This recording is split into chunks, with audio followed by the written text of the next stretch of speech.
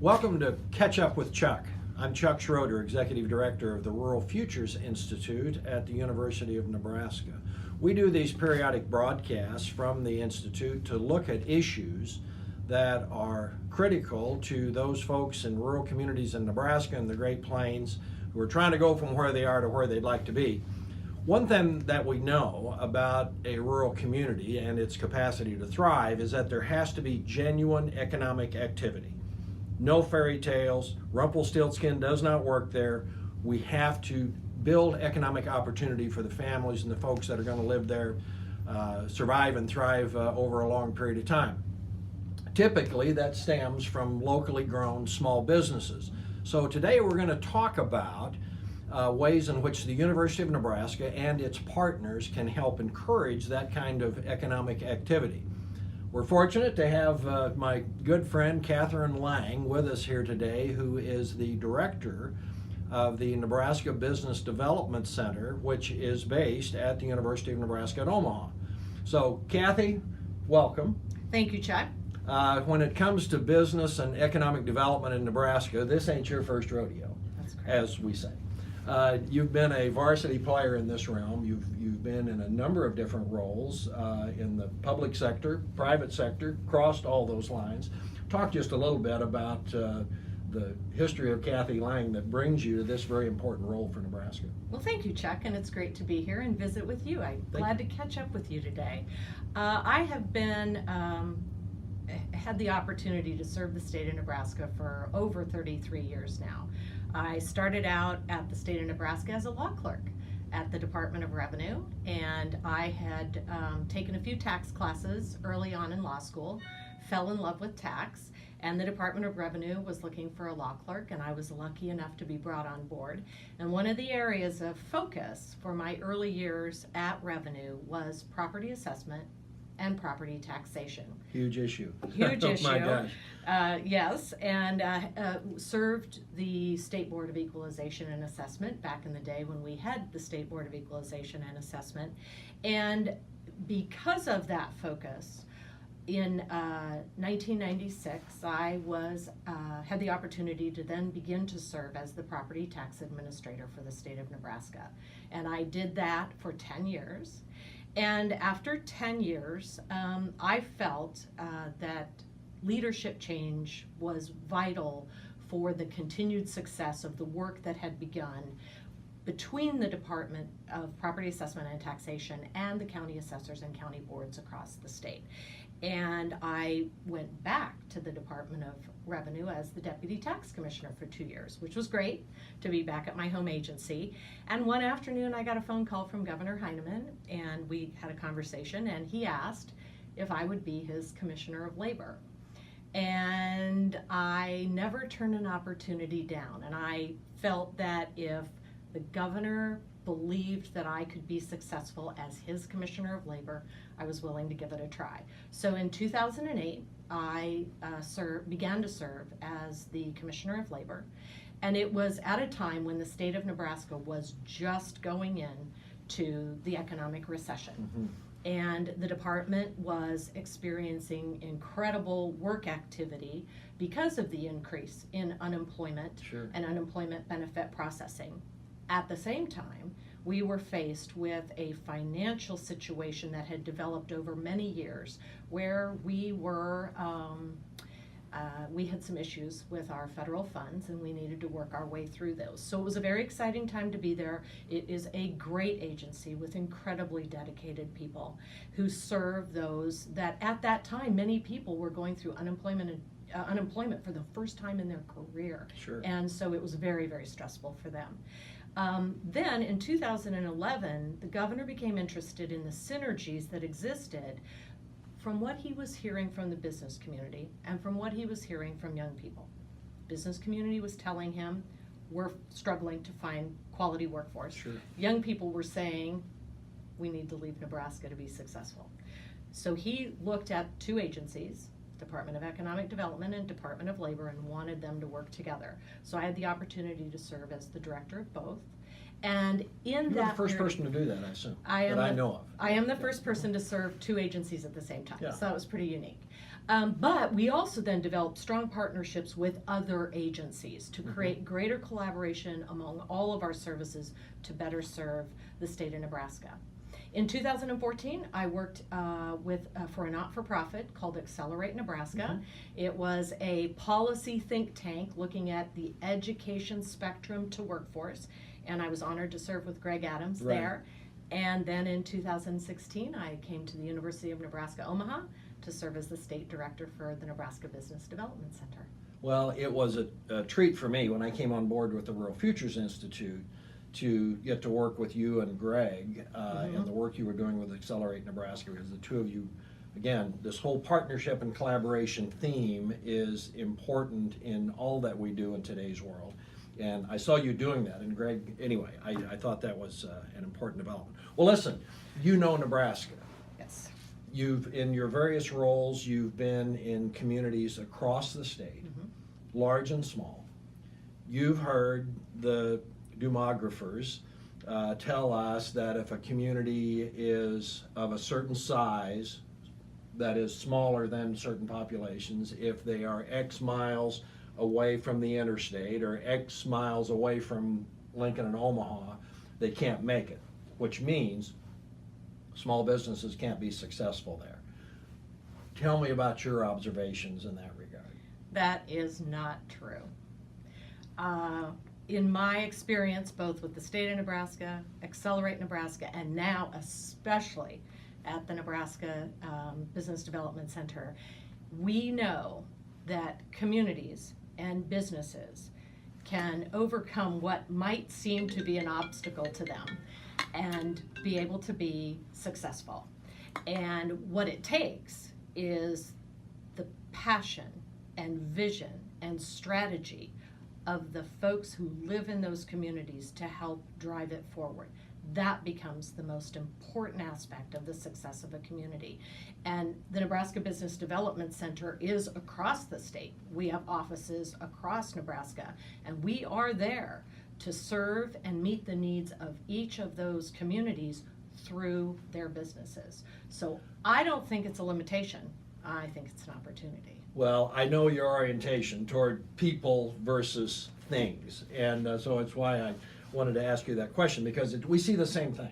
And I don't care if it's business, healthcare, education, it always comes down to who's there, not where are they. And I appreciate the approach that you take there. Well, listen, small businesses come in all kinds of shapes and sizes. They face a broad array of challenges and opportunities. You and your team at NBDC have to make some judgments about, okay, what are the critical issues? Can you talk a little bit about what you consider to be the fundamental issues that will help a small business in a rural community be successful, and kind of how you and your team address those things? So the unique aspect of NBDC and the consultants who work there is the services that we provide are one-on-one, confidential, at no cost to the people we serve, the clients that we are serving. And what we do is we help guide them through their thought process on either creating and starting a new business or growing an existing business. And for us, it's that human interaction with our clients together as we help them move through and look at the challenges that they may face. Challenges of market, so we provide market research. Challenges of lending and capital to either open or expand an existing business. So we work with lenders and other service providers that provide capital to businesses to try and package it together so that they can be successful. We are also looking at workforce, and while we don't directly work in the workforce area, our connection to our partners in the ecosystem becomes really important, because we'll refer our clients to other service providers for other services that those businesses may need. We are never doing this alone. We are doing it with our partners in this ecosystem. And so we view ourselves as one piece of an entire spectrum of service that is available for individuals who are going to start or grow their businesses. And it's those clients, those individuals, those citizens of Nebraska that are the most important in all of this. They're the driver. They're in the driver's seat. They're getting up every morning to make payroll, to look for customers, to market their goods. And so it's really important for us to support them in what they need. Not what we think they need, what they need. So listening to our clients is the most important thing we do. Well, I know you've been doing a number of things to try to reach out to new partners, different partners than have perhaps been engaged with NBDC over its time. You're only the second director in the history of the agency, are you not? That's correct. Am I correct about that? That is correct. So anyway, driving change is not always easy, but I know you really have spread the net and made it clear to folks from Rural Futures Institute and departments across the university to other nonprofit organizations, agencies of various kinds, as you put it, lenders and others, to let them know that we're all in this together, and by the way, ought to look for opportunities to have an impact. So I think you're doing some pretty cool things there. Kathy, in the weeks ahead, we're going to be talking a lot about rural broadband, access to service, quality of service. It's become such a critical issue. But I'd be interested in your perspective. You're out there all the time. You know its impact on businesses and communities. Talk a little bit about where you see us going in terms of rural broadband. Do you see communities that are finding their own solutions as we wait for this grand solution to come from on high? You know this stuff, so I want to hear from you. The one thing that I think is so important about that question is that it does relate to the success of business. Businesses cannot be successful if they are not selling their goods and services to their market. Without a sale, you don't have a business. And one of the things that we think is so important for the businesses that we serve and the businesses in all of our communities is for them to have access as broadly as possible to their market. And in today's world, their market is the world. And two of the programs that we provide to our clients are market research. What is the available market for your good or service locally, regionally, or beyond? And then we also provide export assistance. So where could you eventually market your good and services to the world? And to have broadband is going to be vital for the success of those market opportunities, because you've got to be able to get to the market. And the market is now in that virtual space. Yes, brick and mortar, but the virtual space is a huge opportunity. And so broadband becomes very, very important to communities to be able to have that service so that their businesses can access the broader market for their goods and services. Pretty hard to expect these young people that are coming from the University of Nebraska and other places with an interest in a rural community, pretty hard to expect them to go build a business there if they don't have that broadband access. Absolutely. Yeah, I'm glad you're worrying about it. And we are.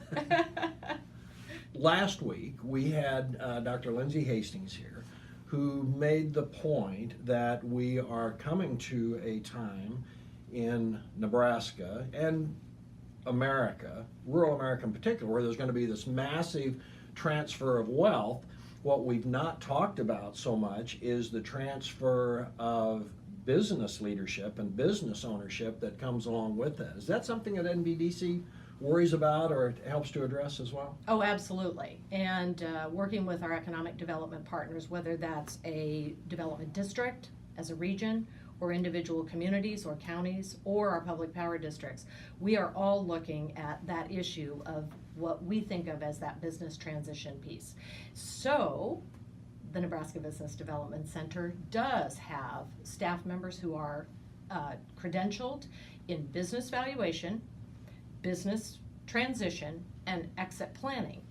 These are services where we do charge a nominal fee. So we're very careful about the services that we provide at no cost Sure. and the services that we do provide at a charge. This is an area where we do provide services at a charge. But what's so important about it is that, first of all, if you've owned a business for 30 years and you are thinking about the opportunity to transition, you are going to be very, very quiet about it to begin with. Right. You're not going to share that news with a lot of people. And what we see as important steps is, what is the value of your business? What is the realistic value of your business? Could you potentially think about transitioning your business to employees? And some of the work we've done with business transition has been to an employee ownership of the business to continue its continuity in the community. If you're going to sell it, how can we, without violating confidentiality with you, help to find a potential person to come on board? One of the things many of us in the economic development community are thinking about right now is there a way to create a matchmaking opportunity? We know that we have young people who are interested in opening their own businesses. Sure. You see them every We day do. here at the university, coming through with your programs or with the programs such as the Angler program. And if we could find a way, and we're thinking about this, we're not there yet, but we're thinking about this. If we could find a way to create that connection, wouldn't that be wonderful? Sure. The business wouldn't close, the building wouldn't be vacant, and it would still be a thriving, job-producing opportunity in our communities. We think that's an incredibly important opportunity for us, along with our partners. Again, we will never do this alone. Sure, sure. Yeah. Well, we absolutely see that as a great opportunity for Nebraska and for our communities that have young people. You know, we survey young people in our communities. We've done this for some time, and we know that in spite of the notion that our kids in rural communities just want to get through high school and then get out of town on the best paved road as fast as they can, we know that 56% of them are saying, I would like to come back to my community, start a business, raise my family here. This is where I would like to live for some very, very legitimate reasons. So I think that creating that opportunity for linkage to those businesses in transition really could be a great step toward our future. And that's why I'm so excited to be part of the Rural Futures Fellows and to be part of your organization together, because what you are doing is you're actually helping young people see a pathway back. Here they are at the university. They're going through your student serviceship Right. programs. They're going back to see the opportunities either in their or a similar community across Nebraska. They're being connected with business leaders in their community. They're seeing the potential for their future there, and we're there. We're there to then be a supportive service to them. The more they know about us through you, the better we are. And then you're also bringing in the research and the expertise, not only from Nebraska, but the nation and around the world, about the opportunities for supporting and continuing the growth of rural America. Well, listen, it's important for our audience to know that Kathy is part of our inaugural class of Rural Futures Institute Fellows.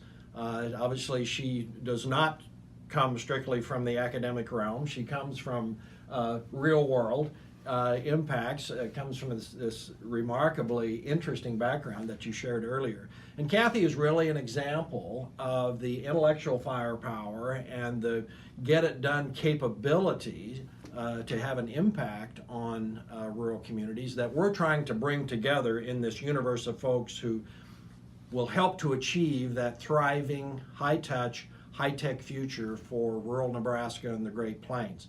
So, Kathy, we're proud to be associated with you and the leadership you're bringing to NBDC. Anything you'd like to add? No, this has been great. It's been wonderful to catch up with you, and I look forward to continuing to work with you and everyone at Rural Futures for the benefit of our great state. Thank you.